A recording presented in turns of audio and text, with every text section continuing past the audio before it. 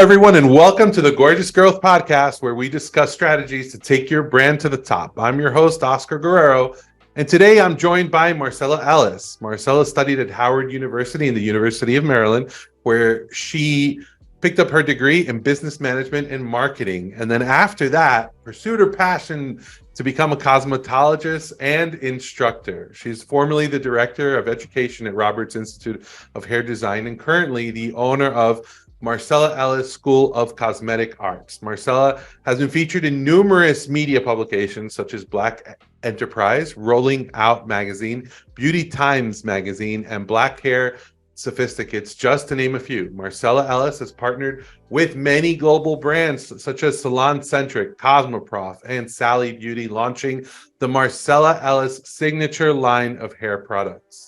She's in over 1,500 national retail store locations and has about 30 years experience in the beauty industry. So I am really excited to talk to Marcella today. I believe that she's going to bring a ton of value for those of you who are on your journey, on your entrepreneurial journey of launching your products. Marcella, welcome to the show. Thank you. Thank you for having me. Thank you. My pleasure. It's my pleasure. So, I would love, 30 years. I know that you are in many ways, other than just being an entrepreneur, you're also somewhat of an innovator, trying new things, getting in front of things before they become mainstream. So I would love to hear your story, and how you got involved in the industry. Thank you. Well, let's see. I have been in the beauty industry for a long time. I started just, doing my friends and my family members' hair, and that has evolved into a business. My mother actually told me at a very young age when I was at Howard University, if you want to pursue your career in the beauty industry, by all means, do that. And so I really wanted to be a lawyer. I thought it would impress my parents, but when my mother gave me the okay to go into the beauty industry, I did with full force. I graduated from cosmetology school, opened up my salon. I opened up one salon, and then I opened up a chain of salons, 6 salons altogether in the Maryland, DC, and Virginia area. And we have serviced hundreds, thousands of clients throughout those locations with hair weaving and extensions. And then I evolved into education. I went on tour before I even opened my school. I went on tour and I would teach these skills that we performed in my salon, which were advanced hair weaving and extension skills. I would teach those skills to other hair salons and other cosmetologists across the country. We went on a city to city tour and we did that for 3 years. And eventually I opened a school, cosmetology school in Virginia. And that eventually turned into a nationwide training school, which I have a partnership with L'Oreal. And we train our micro programs in those classrooms all across the United States. So it's been a journey. It's definitely been a journey. From there, education has evolved into product distribution. So we'll dive a little bit more into that, as we talk. But it's been beautiful. It's been, up and down, but it's been all worth it. Yeah. Oh, that's great. Now, it's interesting that you went from actually, I guess, kind of like being a practitioner, right, to being a teacher. What made you go into being a practitioner and then becoming a teacher? So, literally when I left Howard and when I graduated from cosmetology school, I was fascinated with the whole school process. I just love education, and so I knew I wanted to open up a school when I first graduated from cosmetology school. However, the process to open up a school was extensive. The paperwork, the funding, everything that you needed. So it was easier for me to open salons. So my plan was to open a number of different salons, and create the revenue that I needed to then open up a school, so that was my plan. And then I kind of got lost into the service business because it's a lot servicing clients. I would literally go into the salon and I would stay there from 9 o'clock in the morning to sometimes 1 o'clock in the morning. And so those were long hours that I was servicing customers. Yes. And so, yes, I wanted to learn business and do business on another level where I didn't have to work with my hands all day. Mm-hmm. So education was a something that I loved. I was passionate about it, and it was an easy transition, because the skills that we were performing in the salons, other salons did not know how to do those skills, and so we pretty much packaged that education, and that's how we started training, because we went on tour, city to city tour, with training classes. We would send out flyers, those 4x6 flyers. I would pull the listing from every state, all of the licensed cosmetologists and salons in that state, and I would send out 5,000 to 10,000 flyers, and I would let them know we would be at the Marriott to train on this day with these skills. And people that received those postcards would register. They would call in and they would register, and that's how we went on tour. So it was, we went in, we would teach a class. I would leave making 10, 15, 20,000 from one day, as opposed to me standing up doing clients all day. So it was just really, it was it was something I wanted to do, and then it was lucrative. Yeah, no, So no, sounds.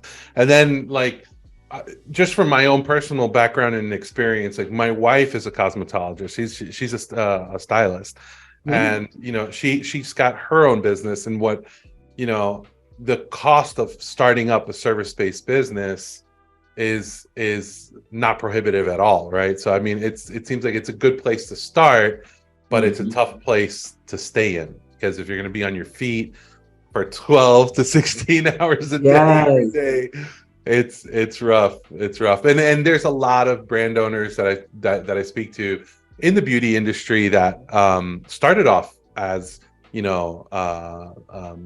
some kind of service that they were Mhm. providing, and then they transitioned into creating a product, and finding that gap, kind of like that gap in the world, right? Like, what does Mhm. the world need? And then saying, wait, I don't have a product for this, or one that works really well, and I can formulate this, Mhm. so it sounds like your story is similar in that sense, right? But you also followed your passion of teaching, and it sounds like, uh as I said earlier, you have a degree in management and marketing. So tell us a little bit about the things that you did on the marketing side. Like, you did the flyers. What else Mhm. were you doing? So when I opened my first salon, it was really it was a small salon. I think the rent was probably $800 a month. It was on a strip right across the street from the military base, and that was my first salon. And I number one, I had a lot of clients from the military base, because I was also a manager on that base in a hair salon. So when I left, a lot of those clients followed me, right? But I had a salon and I had other stylists, so I wanted to make sure that we were all busy. So what I did was I would run ads in the circular, which was the penny saver. At that time, you can find any circular in your neighborhood. My particular one was the penny saver, right? And it would go to everyone's home. And so I would run ads in that circular, and I would target different areas, especially because the skills that we were providing were advanced skills. So they started at $500 to $1,000. So I had to really bring in people that could afford those services. So I had to target my areas. So I would look at high end areas where African Americans were progressive, and they would want these styles, and I targeted those neighborhoods and I sent it to those homes. That was the first thing I did. Then I also started running ads on the radio, because I had an account with Radio One. And so I ran on all the popular radio stations, and I would do that on the weekends because it was just cheaper, number one. But I knew that if I did it enough, that I would, if I had one client, it would pay for the ad. So I would run the ads on the radio on the weekends, and I would talk about the services that we provide, and we would immediately, as soon as the ad would run, we'd have calls coming in, and we would book clients. So I did those two things initially. And then when it came to education, and the reason why I received a lot of requests for me to train is because of the type of the procedures that we were doing, which a lot of salons were not doing. And so when I did my own press release, I wrote my own press release, and I sent that to different magazines. When they started picking up the story about what we were doing, other salons would call and say, "Can you teach me those skills? Not in our particular state." So I remember receiving a request. I'm in the Washington D.C. area, and either somehow maybe one of my clients went back to New Jersey. I can't remember, but whatever it was, this particular salon owner called me and said, "Can you come and teach us? I'm going to get other salon owners to come in. Can you come and teach us how to do these skills?" And that started my tour. She put about 10 or 15 students in the classroom. I taught them. I made a lot of money, and I was like, I can do this on a regular basis. So I was trying to figure out how to scale that. And how I scaled that was pulling all of the licensed cosmetologists and salons in every city and state. And then I would create a date, and I had a relationship with the Marriott, I had a partnership with the Marriott. We would have a conference room, and I would send out postcards. The postcards cost me about $200 at the most for 5,000. Oh, And then wow. I would send out 5,000, and that would cost me about maybe back then $1,000, $1,100 to send out those postcards. And then people would register. So I've done a number of things when it comes to marketing. I mean, I could tell you a million different things, When but did we you try to have figure your out what doesn't work, and then, and do away with that. What works, we stick with it and we keep doing it. So when did you have your first website? my website, okay, that was in the early 90s because I was Wow. fascinated. I had MySpace, I had you name it. I was fascinated with creating the page, the beauty of the page. So I created my own website. MarcellaEllis.com is a pretty old domain. I want to say that website has been around since the 90s, but I've had other websites as well because I wanted to put the classes on the website, just kind of separate the two, services and classes. So it's been around for a long time, a very, Wow. So, very long so time. it sounds like you also look like it's also a question of innovation. It's like you found these processes, these treatments that you could do on people that not everyone was doing. They were innovative. You were one of the first people probably who had a website in the beauty industry, right? Yes. That's amazing. So, how did you transition over to products? How did that happen? So the products, now this is the story. Okay, I never really intended on doing distribution with products. I created the product line for my salons because we were having issues with, clients that were from other cities and states, especially ones that were close to the military base.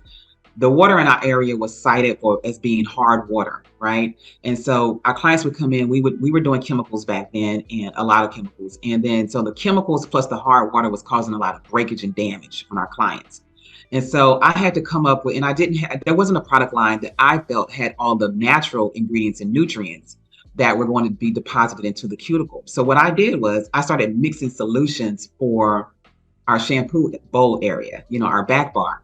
And I would mix shea butter, I would mix, aloe vera. I would take aloe vera and I would cut the jelly from the aloe vera. I would take vitamin E, just a lot of different natural ingredients into a composition, a conditioner composition. And every time our clients would come in, we would deep condition their hair. And we started seeing really, really amazing results with that. And so we would put that on our shampoo bowls, and the clients, wanted that treatment. Fast forward, I started bottling that and selling it just to our clients, not to the general public. But then that evolved as well because then other salons wanted to carry the products as well. So when we started, we had a few. This is so funny because we actually had a kiosk where we would have Marcella Ellis products with the hair extensions, the shampoo, the conditioner, and we were advancing other salons those products, right? So Mhm. we had a kiosk where we would set it up in different salons that couldn't afford to necessarily buy all of that. And then I would have a runner that would leave and go to those salons and scan it with the barcode to see what was missing. And that's what they would charge the owner. So it was, I mean, I've done so many things, but that's how our product distribution started. Then that evolved into a relationship with Salon Centric. They love us, they saw us teaching all across the United States. And that relationship turned into distribution. And from there, it just became more and more. Okay, so what did you do? Like, how were you able to do like some mass production of your formula? Yes. I had to find chemists. I had to find chemists and a manufacturer that was going to do what I had already created. I even actually recently, maybe over the last 2 years, went to formulation school because those products that I was mixing, there's a whole science to that, right? That I didn't know. I'm just mixing stuff in the thing and, staring it up. And it's like, this is going to work, and it was, my grandmother gave me those recipes because my grandmother was also a hairstylist. And she Oh, was, yes, my grandmother's a hairstylist, and she used all natural ingredients because they just didn't have that, in her day. They made their own shampoos, they made their own conditioners. So everything as a little girl, my grandmother made for our hair. So those recipes came from her. And so now, how do I transition these recipes into bottles, right? I had to find a manufacturer, I had to find a chemist. It was a process, and an expensive process at that, So we I found that, and I started working together with the formulations that we wanted to create.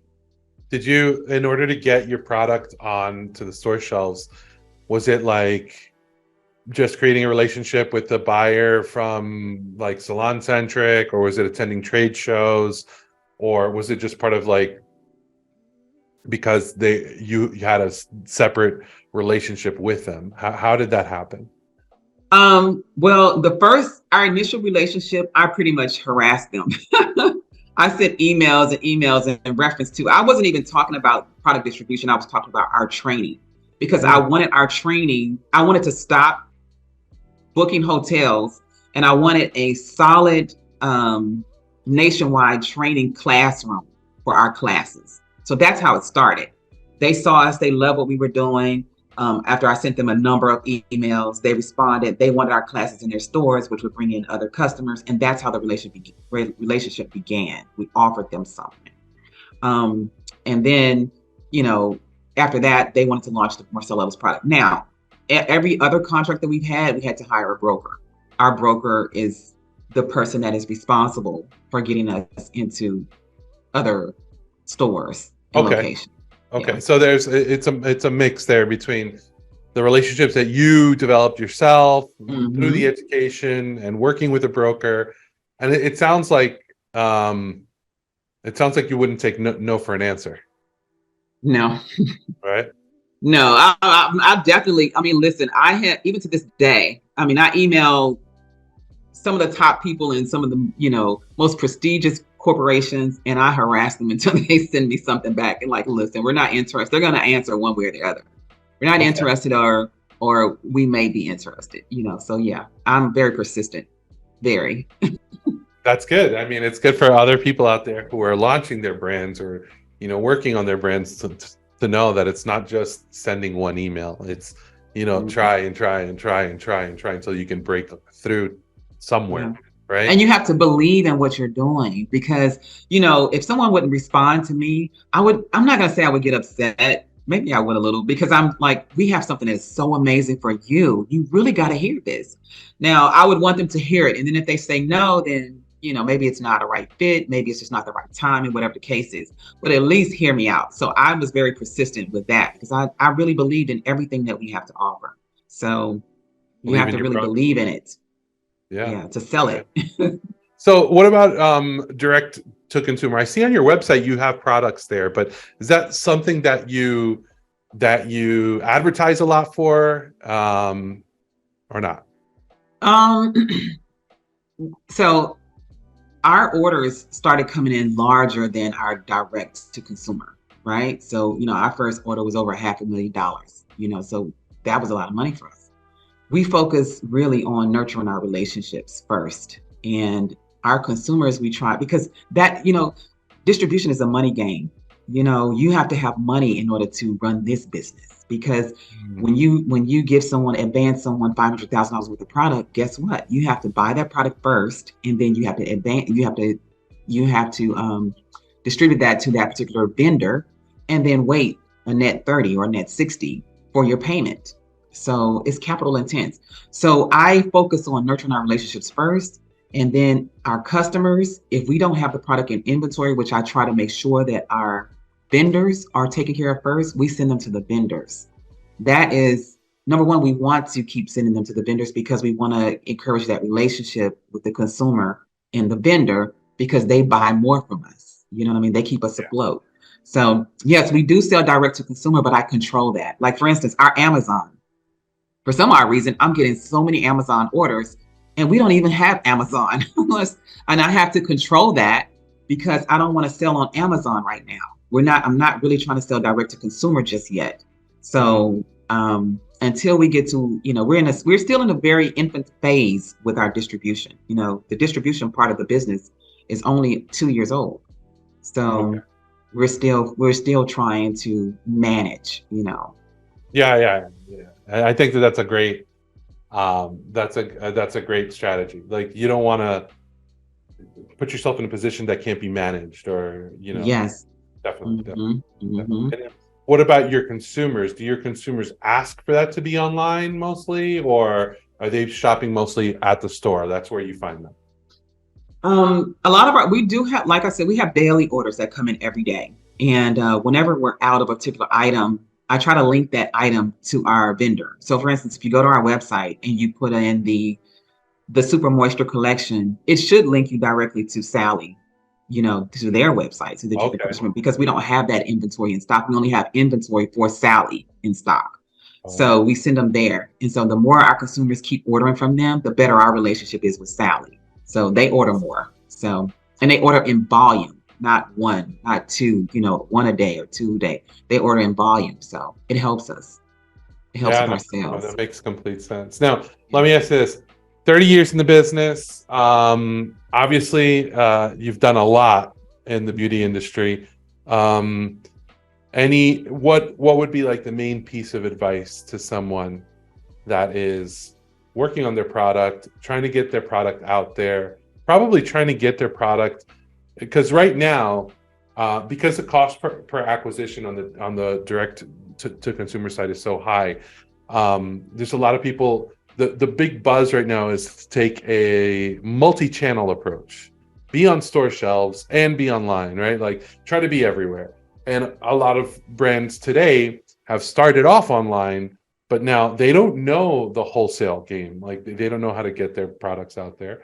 Mm. Some of them have just started with that. But what would be one piece of advice that you have for those business owners? Well, the first thing, you're going to have to find a broker, Yeah. because it's really a hush hush, who's who. You have to know the right people. You have to speak the right language. It's Okay. really difficult to get on shelf any other way. Without the broker, you'll just, I mean, there are so many people sending random messages to buyers. That's if you can find the buyer. They disguise themselves. So you can't, it's really hard to find them. So the first thing you need to do is find a broker. And then be prepared for what comes next, because those stores ask for a lot of rebates. They ask for a lot of, just it could be from them asking for slotting, shelving cost, or just a lot of different things. It's really expensive. So you make sure that your financing and your funding is in place so that when your orders are placed and you're ready to go, you can deliver. Because if not, it's You're in you trouble. don't want those problems, because then you're under contract, right, to Yeah. deliver, and you have to.